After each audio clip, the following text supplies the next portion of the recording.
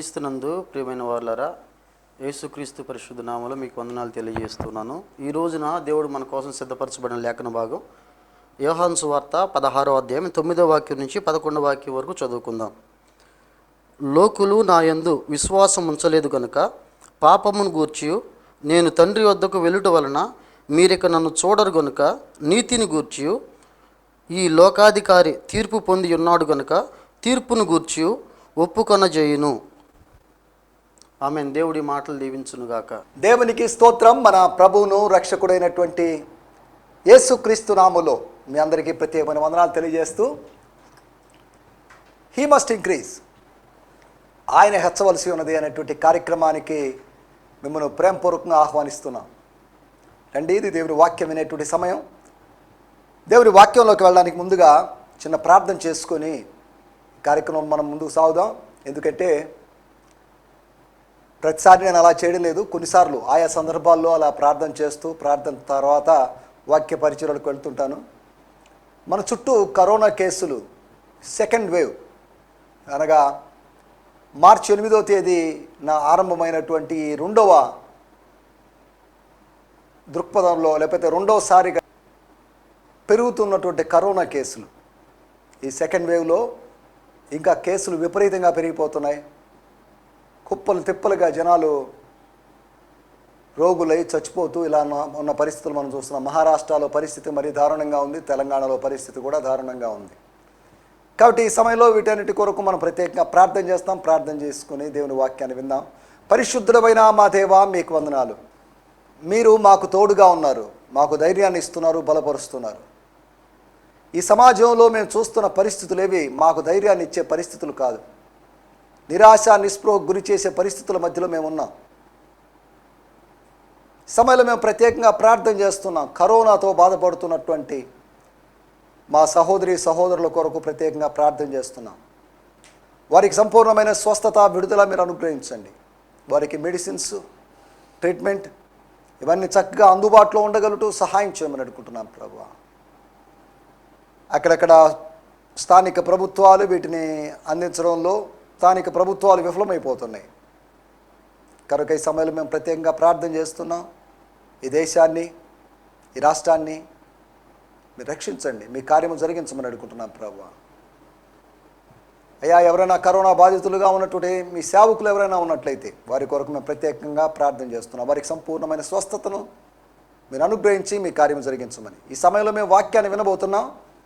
వాక్యం ద్వారా మీరు మాతో మాట్లాడండి, మమ్మల్ని బలపరచండి ప్రభువా. మా అవసరతలన్నింటినీ మీరు తీర్చమని, మీ మన్నా ద్వారా మేమెంతో బలం పొందుకోగలం.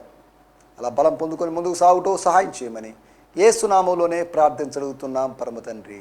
ఆమేన్, ఆమేన్, ఆమేన్. స్తోత్రం. రండి, మనం దేవుని వాక్యాన్ని ధ్యానించుకుందాం. యోహాను సువార్త 16వ అధ్యాయం నుంచి మనము గత 14 ఎపిసోడ్లో మనం మాట్లాడుకున్నాం. ఈ 15వ ఎపిసోడ్ అనగా 16వ అధ్యాయపు 15వ ఎపిసోడ్లో మనం ఉన్నాం. దీంట్లోంచి మనం కొన్ని విషయాలు అర్థం చేసుకోవడానికి ప్రయత్నం చేస్తున్నాం.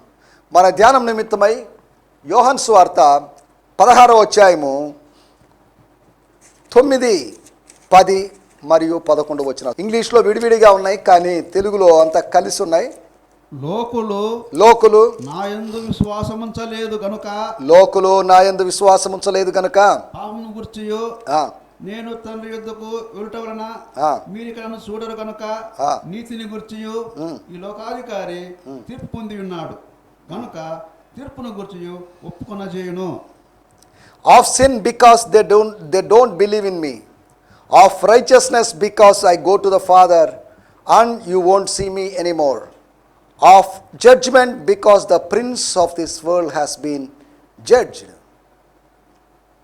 ఇది మన ఇంపార్టెంట్ పాయింట్. 11వ వచనం, of judgment because the prince of this world has been judged. ఈ 3 వచనాల్లో పరిశుద్ధాత్ముడు వస్తాడు. పరిశుద్ధాత్ముడు వచ్చినప్పుడు ఆయన చేసే పనుల గురించి 3 పనులు చేస్తాడు. 3 విధాలను ఒప్పుకోలు కలుగు చేస్తాడు.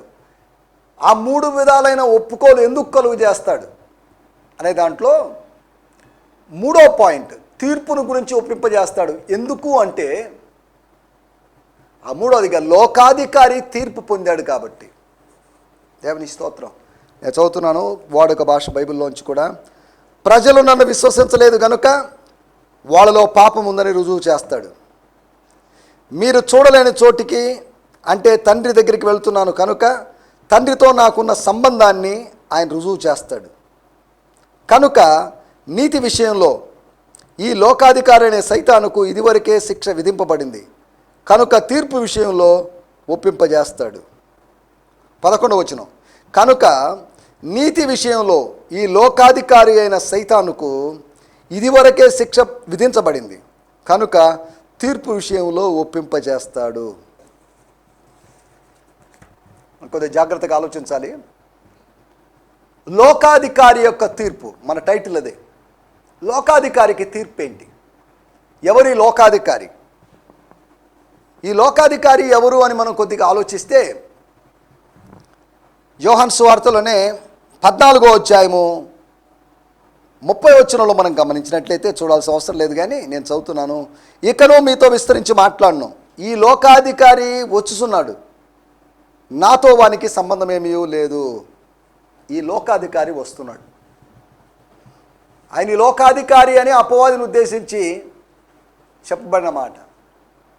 అంధకార సంబంధమైన వాయు సంబంధమైన అధిపతి అని ఎఫెసీ పత్రిక 2వ అధ్యాయంలో ఉంది. అంతేకాకుండా ఈ యుగ సంబంధమైన దేవత అని 2వ కొరింథీ పత్రిక 4వ అధ్యాయంలో మనం చూస్తున్నాం. The prince of this world, ఈ లోకం యొక్క రాజు, ఈ లోకం యొక్క యువరాజు వాడు వస్తున్నాడు. కాబట్టి వాడికి నాకు సంబంధం, నేను ఇంకా విస్తరించి మాట్లాడను, వాడికి నాకు సంబంధం లేదండి, లేండి వెళ్దాం అని ప్రభు వాళ్ళకి పిలుపునిచ్చినట్టుగా మనం చూస్తున్నాం. శిష్యులకు పిలుపునిచ్చినట్టుగా చూస్తున్నాం. సరే, లోకాధికారి అంటే ఈ లోకంలో తనది కాని లోకం, అది ఆయనది కాదు, అది దైవలోకము. కానీ వాడు కుయుక్తి చేత బలహీనుడైన మానవుని చేతి కింద ఉన్నటువంటి లోకాన్ని తాను కైవశం చేసుకొని తాను ఇప్పుడు లోకాధికారిని చెప్పుకుంటున్నాడు. లోకాధికారి అంటే ప్రజలకి అర్థమైంది, అయితే ఆనాటి యూదులకు కూడా అర్థమైంది. సాతాను ఉద్దేశించి అని తెలుసు కనుక పర్టికులర్గా లోకాధికారి అంటే ఎవరు అని ప్రశ్నించలేదు. అలాగని శిష్యులు కూడా లోకాధికారి అంటే ఎవరు ప్రభా అని అడగలేదు. లోకాధికారికి తీర్పు ఉంది, ప్రతి వ్యక్తికి తీర్పు ఉంది. అనగా దేవుడు ఒక దినము తీర్పు తీరుస్తాడు. అపోస్తల కార్యములు 17వ అధ్యాయంలో 31వ వచనంలో రాయబడింది, దేవుడు ఒక దినాన్ని నిర్ణయించాడు, ఒక మనుషుని నిర్ణయించాడు తీర్పు నిమిత్తం. తీర్పు దినాన్ని, తీర్పు తీర్చే మనుషుణ్ణి దేవుడు నిర్ణయించాడు. అనగా తీర్పు అనేది అబద్ధం కాదు, తీర్పు అనేది జోక్ కాదు, అది వాస్తవమే, అది ఊహ కాదు అని మనం జాగ్రత్తగా ఆలోచించాలి. లోకాధికారికి జరిగేటువంటి తీర్పుల గురించి మనం మాట్లాడుకున్న 4 విషయాలు మీకు త్వరగా జ్ఞాపకం చేస్తాను. లోకాధికారి అంటుండగానే సాతాను అని మనకు తెలుసు. లోకాధికారికి శిక్ష విధించబడిందని వాడుక భాష తర్జుమాలో రాయి. శిక్ష విధించబడలేదు, తీర్పు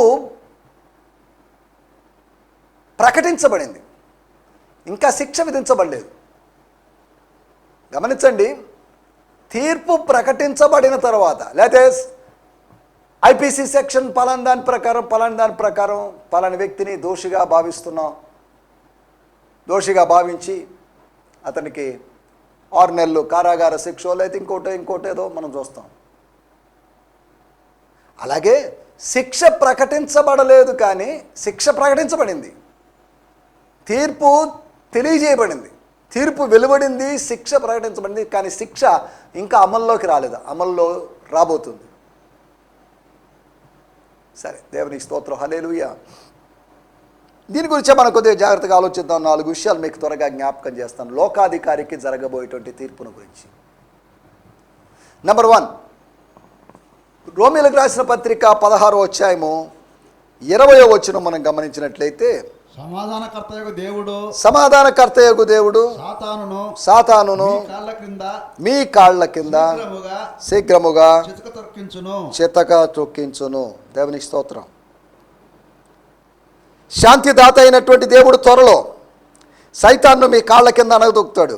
మన ప్రభు అయిన మన యేసుక్రీస్తు ప్రభు యొక్క అనుగ్రహం మీకు తోడై ఉండుగాక. దేవునికి స్తోత్రం, హల్లెలూయా. సాతానును ఏం చేస్తాడంట? సాతానికి మీకు సంబంధం లేదు అని అనలేదు. సాతానికి మనకు సంబంధం ఉంది. సాతాను మనల్ని శోధిస్తాడు. కానీ అదే సమయంలో ఆయన బిడ్డలుగా మారినప్పుడు మన బాధ్యత ఆయన తీసుకుంటున్నాడు. కాబట్టి సాతాను మన మీద ఏమాత్రం పెత్తనం చేసేటువంటి అవకాశం లేదు. And the God of peace will crush Satan under your feet shortly. The grace of our Lord Jesus, the anointed one, be with you. The God of peace will crush Satan under your feet shortly. మీ కాళ్ళ కింద చితక తొక్కిస్తాడు. ఇది ఎప్పుడు జరిగింది? జరగలేదు, జరగబోతుంది. తొక్కించాడు అని కాదు, మొదటి శతాబ్దంలోనే తొక్కించేశాడు, లేదా యేసు ప్రభు కాలంలో తొక్కించేశాడు అని కాదు. తొక్కించబోతూ ఉన్నాడు. అదేంటిది? విశ్వాసుల చేత తొక్కించబడ్డం ఏంటి? విశ్వాసులు అందరి చేత తొక్కిస్తాడని కాదు. అంటే ఇక్కడ చెప్తున్న దాని ఉద్దేశం, వాడికి ఒక తీర్పు ఉంటుంది. ఏ విశ్వాసులనైతే వాడు మోసం చేశాడో, ఏ విశ్వాసులనైతే వంచాడో, ఏ విశ్వాసులనైతే తప్పుదారి పట్టించాడో, వాళ్ళందరూ ప్రభు కృపను బట్టి మరలా పక్కదారి నుంచి సరైన దారిలోకి వచ్చి ప్రభు మార్గంలోకి వచ్చారు. తర్వాత తీర్పు సమయానికి వీళ్ళందరూ కలిసి వాడిని, విశ్వాసులైన మనమందరం కలిసి వాడిని చితక తొక్కుతాం. దేవుని స్తోత్రం, హల్లెలూయా. దీని గురించి ఫర్దర్గా రెఫరెన్సెస్ లేకపోతే అధికమైనటువంటి రెఫరెన్స్లు మనకు లేఖనాల్లో కనిపించవు. అంటే కేవలం ఒక రెఫరెన్స్ ఉంది కాబట్టి ఇది జరగదని కాదు. ఒకటున్నా, రెండు సార్లు ఉన్నా, 3 సార్లు ఉన్నా జరిగితే, ఒక్కసారి ఉన్నా కానీ అది జరిగి తీరాల్సిందే. అపోస్తలుడైన పౌలు తన ఊహను చెప్పడం లేదు. చెప్తున్నమాట, మీకు ఇప్పుడు కలవరాలు, సమస్యలు, కన్ఫ్యూషన్స్ ఇవన్నీ ఉన్నాయి. కానీ వీలైనంత త్వరలో సాతానును మీ కాళ్ళ కింద శీఘ్రముగా ఆయన చితక తొక్కిస్తాడు. నెంబర్ 1, లోకాధికారి యొక్క తీర్పును గురించి మనం ఆలోచిస్తున్నాం. లోకాధికారికి జరగబోయే తీర్పు ఏంటి అంటే చితక తొక్కించబడతాడు. He would be crushed under our feet, under the feet of the church. సంఘం యొక్క కాళ్ళ కింద.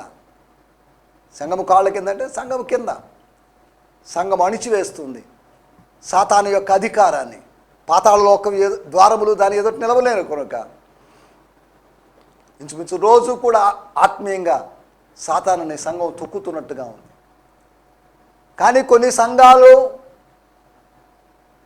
సాతానును తొక్కడానికి బదులుగా సాతాను చేత తొక్కబడుతున్న సంఘాలు ఉన్నాయి. అది వేరే విషయం.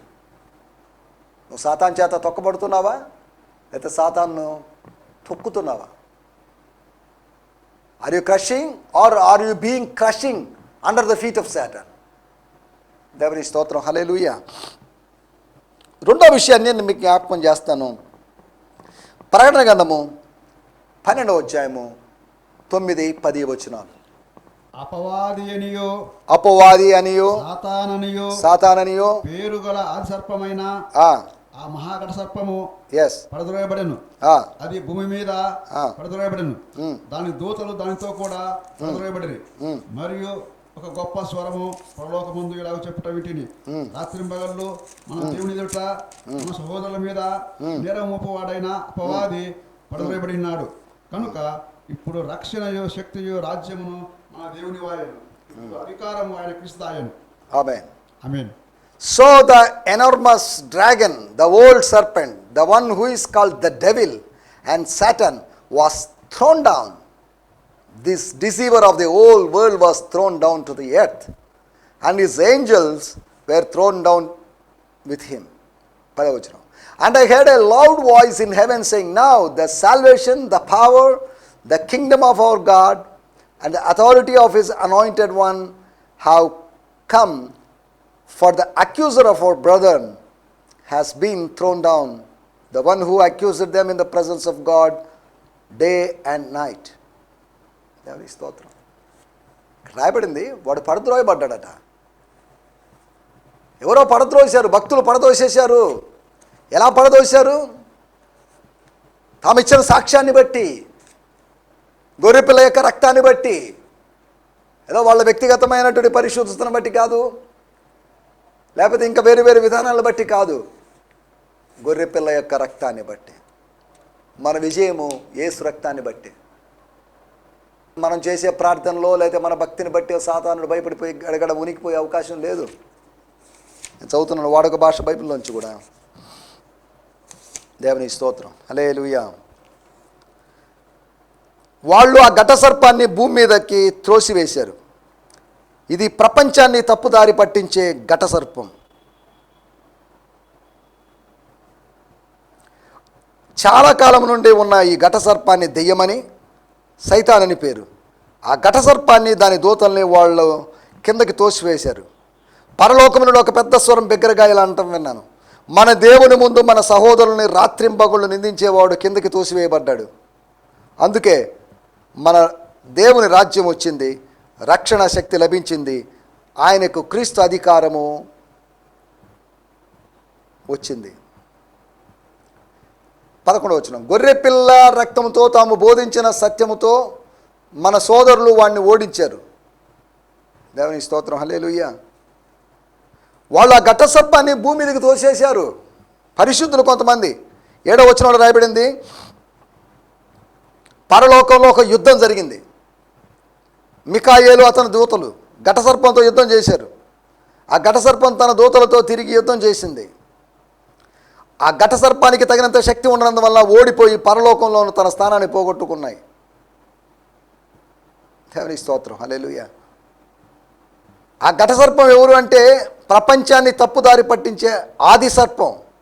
చాలా కాలము నుండి ఉన్న ఘట సర్పానికి దెయ్యమని, సైతానని పేరు. ఆ ఘట సర్పాన్ని, దాని దూతల్ని వాళ్ళు కిందకి తోసి పారేశారు. దేవునికి స్తోత్రం. హల్లెలూయా. ఒకటి మనం ఆలోచిస్తున్నట్టు మాట ఏంటి అంటే, చితక తొక్కించబడతాడు. రెండోది పడద్రోయబడతాడు. మూడో విషయాన్ని కూడా నేను మీకు జ్ఞాపకం చేస్తాను.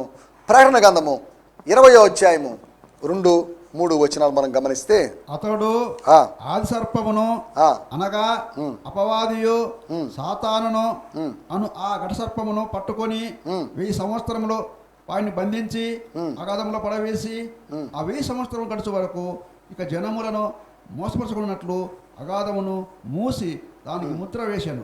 అటు పిమ్మట వాడు కొంచెం కాలము విడిచిపెట్టబడగలను. అతడు ఆ ఘట సర్పాన్ని పట్టుకొని 1000 ఏండ్ల దాకా బంధించి వేశాడు. దీన్ని ఆది సర్పమని, దెయ్యమని, సైతానని అంటారు.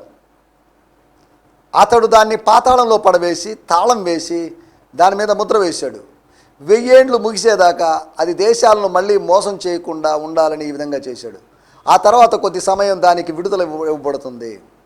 ఇక్కడ గమనించాలి, ఎన్ని పేర్లు చూడండి వాడికి. ఘట సర్పం, దెయ్యం, సైతాను, ఆది సర్పం, లేదా వేరు వేరు పేర్లు చెప్పబడ్డాయి. వాడి కార్యాలు కూడా మనం చదువుకున్నాం ఇందాక 12వ అధ్యాయంలో. సహోదరుల మీద దేవుని సన్నిధిలో రాత్రింబగళ్ళు నేరములు మోపేవాడు. Every day and night he accuses against the saints of God. పరిశుద్ధులకు వ్యతిరేకంగా మాట్లాడేవాడు. ఇక్కడ రాయబడిన మాట, దేశాలను మోసం చేయకుండా, జనులను మోసం చేయకుండా, పరిశుద్ధులను మోసం చేయకుండా. వాడి పని చూడండి. వాడు మోసం చేయడం, నిందలు వేయడం, వాడికి ఇవే పనులు. ఇటువంటి వ్యక్తి బంధించబడ్డాడు, తర్వాత విడిపించబడతాడు కొంతకాలం అని రాయబడింది. మనం ఆలోచిస్తున్న విషయాలు ఏంటంటే, లోకాధికారి అయినటువంటి అపవాదికి ఉన్నటువంటి తీర్పుల గురించి ఆలోచిస్తున్నాం. ఒకటి, వాడు విశ్వాసుల కాళ్ళ కింద చితక తొక్కించబడతాడు. రెండోది, వాడు పడద్రోయబడతాడు. దూతల చేత, మికాయేలు మరియు ఆయన దూతల చేత పడద్రోయబడతాడు. తర్వాత వాడు బంధించబడతాడు.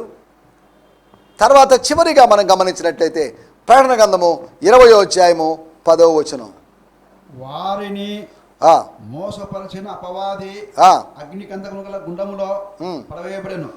అచ్చట ఆ క్రూర ముఖమును అబద్ధ ప్రాప్తై ఉన్నారు. వారు యుగ యుగములు రాత్రింబగళ్ళు వాయింపబడుదురు. ఇక వాళ్ళని మోసం చేసిన సైతాను మండుతున్న గంధకపు గుండంలో పడవేయబడ్డాడు. దానిలో క్రూరముఖం, దొంగ ప్రవక్త ఇంతకుముందే పడవేయబడ్డారు. గుండంలోనే వాళ్ళు రాత్రింబగళ్ళు నిరంతరము హింసించబడతారు. ఇక వాళ్ళను మోసం చేసిన సైతాను మండుతున్న గంధకపు గుండంలో పారవేయబడ్డాడు, లేకపోతే వేయబడ్డాడు, అగ్నిగుండంలో వేయబడ్డాడు. ఏంటి అగ్నిగుండం అని మనం ఆలోచిస్తే 20వ అధ్యాయము 14వ వచనంలో చూస్తే, ఆ తర్వాత మృత్యులోకం మంటలో ఉన్న గుండంలో పారవేయబడ్డాయి. మంటల గుండం రెండవ మరణం. దేవుని స్తోత్రం. ఆల్రెడీ ఉన్నారట.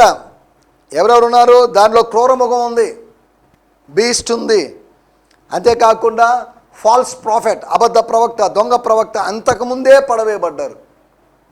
ఇప్పుడు వీళ్ళిద్దరూ సాతాను ముగ్గురు కలిసి అక్కడ పడదోయబడి ఆ అగ్ని గంధకాల్లోనే లేకపోతే అగ్ని గుండంలోనే రాత్రింబగళ్ళు నిరంతరము హింసించబడతారు.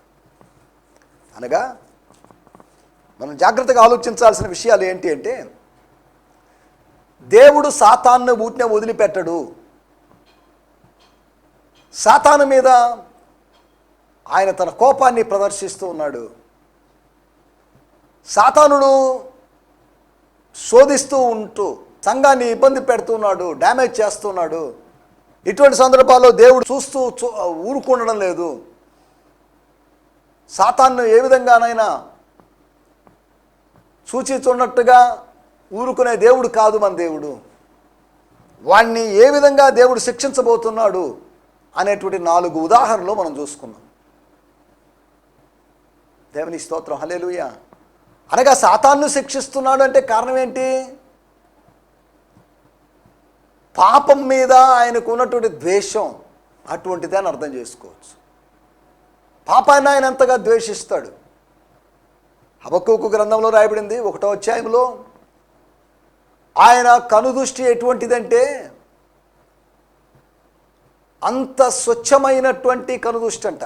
అది ఎలాంటిదంటే దుష్టత్వమును చూడలేనంత నిష్కళంకమైనదంట. అది దుష్టత్వం చూడలేదు. అది అంత పరిశుద్ధమైనటువంటి దేవుని దృష్టి. దేవుని స్తోత్రం, హల్లెలూయా. దేవుని దృష్టి అయినా, దేవుని మాటలైనా కానీ, దేవుని స్వరమైనా కానీ ఇవన్నీ ఎంతో పరిశుద్ధమైనవి అని అర్థం చేసుకోవాలి. మన ఈ సందర్భంలో 4 విషయాలు ఆలోచించాం. లోకాధికారి యొక్క తీర్పును గురించి 4 విషయాలు మీకు గుర్తు చేశాను. 1, వాడు కాళ్ళ కింద చితక దొక్కించబడతాడు. నంబర్ 1. 2, వాడు పడద్రోయబడతాడు. పడద్రోయబడిన తర్వాత అధికారము, రాజ్యము ఇవన్నీ మన దేవునివి, మన ప్రభువు అవుతాయి. వాడి చేతిలో ఉన్నదాన్ని మనం పెరుక్కుంటాం. యుద్ధంలో శత్రువులు మనం జయించినప్పుడు శత్రువు యొక్క కొల్ల సొమ్మును మనం సంపాదించుకుంటాం. అలాగే మన చేతిలో ఉన్న వాటిని అపవాది పెరుక్కొనిపోయినప్పుడు వాడిని కట్టి కొట్టి బంధించి వాడి చేతిలో ఉన్నటువంటి వాటన్నిటిని, వాడు అపహరించిన వాటన్నిటిని తిరిగి మనకు దేవుడు అప్పగిచ్చేస్తాడు. దేవుని స్తోత్రం, హల్లెలూయా. 2వదిగా మనం ఆలోచించిన మాట, పడద్రోయబడతాడు వాడు. 3వదిగా వాడు బంధించబడతాడు. వాడు 1000 ఏళ్ళు బంధించబడతాడు. ఈ 1000 అనేది అక్షరార్థంగా చెప్పబడిందో ఆత్మీయంగా చెప్పబడిందో అనే వివరంలోకి మనం వెళ్ళలేదు. దీని గురించి వేరు అభిప్రాయాలు ఉన్నాయి. 1000 ఏళ్ళు వాడు అలా బంధించబడతాడు అని రాయబడింది. తర్వాత ఫైనల్గా వాడి గురించి రాయబడింది, వాడు అగ్నిగుండంలో వేయబడతాడు. He would be thrown into the lake of fire. అగ్నిగుండం, నీళ్ళ చెరువో లేకపోతే లేక్ ఆఫ్ వాటర్ గురించో, సాల్ట్ లేక్ వాటరో, లేకపోతే ఆ లేక్స్ని గురించి కాదు ఇక్కడ మాట్లాడుతుంది. ఇది ఒకవేళ మనకు చెరువులు, కాలువలు, వాటిలో ఏ విధంగా నీళ్లు పారుతుంటే నీళ్ళకు బదులుగా అగ్ని ఉంది. ఆ లేక్ ఆఫ్ ఫైర్లో అపవాది పడవేయబడతాడని అర్థం చేసుకోండి. సరే, ఈ సమయంలో దయచేసి తల్లోంచండి, చిన్న ప్రార్థన చేసుకున్నాం. పరిశుద్ధుడమైన మా దేవా, మీకు వందనాలు. మీరు మాకు వినిపించిన మాటల కొరకే మీకు వందనం చేయిస్తున్నాం. లోకాధికారి యొక్క తీర్పు ఎంత భయంకరంగా ఉందో మీరు మాకు తెలియజేశారు. అవును ప్రభువా, అందుకొరకే మీరు మాకు తీర్పును గురించి మీరు మాకు గుర్తు చేస్తున్నారు. తీర్పు ఉంది అని మాకు హెచ్చరిస్తున్నారు. అందుని బట్టి మీకు వందనం చేయిస్తున్నాం. లోకాధికారి యొక్క తీర్పును మేము జ్ఞాపకం చేసుకొని మేము భయముతో వణుకుతో మా సొంత రక్షణ కొనసాగిస్తూ ముందుకు సాగుతూ సాయించామని అనుకుంటున్నాం. అపవాది శీఘ్రముగా చితక తొక్కించబడతాడని, అంతేకాకుండా అపవాది పడద్రోయబడతాడని, అపవాది బంధించబడతాడని దేవా మీకు వందనం చేయిస్తున్నాం. అపవాదిని గురించి ప్రభు వాడు పడవేయబడతాడని, అగ్నిగుండంలో పడవేయబడతాడని మీరు మాకు తెలియజేసినట్టు మాటల కొరకే మీకు వందనం చేయిస్తున్నాం. మాటలు వింటున్న ప్రతి వ్యక్తి కొరకే మీకు వందనం చేయిస్తున్నాం ప్రభు. పరిశుద్ధాత్మదేవ తీర్పును గురించినటువంటి ఒప్పుకోలు అనుభవంలోకి మేము రాగలటూ సాయం చేయమని మేము ఒప్పించబడుతున్నాం నాయన. కాబట్టి జాగ్రత్తగా మేము ముందుకు సాగుతూ సాయం చేయమని యేసుక్రీస్తు నామములోనే ప్రార్థించగలుగుతున్నాం పరమ తండ్రి. ఆమేన్, ఆమేన్. దేవుని స్తోత్రం. మీ అందరికీ వందనాలు. ప్రభు చిత్తమైతే మరొక ఎపిసోడ్లో కలుసుకుందాం. దయచేసి జ్ఞాపకం చేసుకోండి, జిఎంసి సంతోష్ నెల్లూరు అనేటువంటి ఛానల్కి సబ్స్క్రైబ్ చేసుకోండి. శాంతి టీవీ నెల్లూరు అనేటువంటి ఛానల్ కూడా సబ్స్క్రైబ్ చేసుకోండి. ఈ కార్యక్రమాలు అనుదినము ప్రసారం అవుతున్నాయి కనుక ఈ కార్యక్రమాలు చూసి మీరు ఆత్మీయంగా ఎదగాల్సిందిగా మనం ప్రేమపూర్వకంగా కోరుతున్నాం. యూట్యూబ్లో చూసేవాళ్ళు దయచేసి ఆ లింకులు లేకపోతే మీరు చూస్తున్నప్పుడు ఆ కింద కామెంట్ సెక్షన్లో మీ అభిప్రాయాలు తెలియజేయాల్సిందిగా కోరుతున్నాం. దేవుని స్తోత్రం. ప్రభు మిమ్మల్ని దీవించును గాక. హల్లెలూయా. ఈ సందేశము మీకు ఆశీర్వాదకరంగా ఉందని నమ్ముచున్నాము. ప్రార్థనా అవసరతల కొరకు మమ్మల్ని సంప్రదించవలసిన మా చిరునామా గిద్యోన్ మిషన్ చర్చ్, 6వ వీధి, శాంతినగర్, నెల్లూరు 4, ఆంధ్రప్రదేశ్. పిన్ 524004. మా ఫోన్ నంబర్లు 7036443613 మరి ఒక నంబర్ 9392293010. మా ఈమెయిల్ ఐడి gfihmi2015@gmail.com. దేవుడు మిమ్మును ఆశీర్వదించునుగాక. ఆమేన్.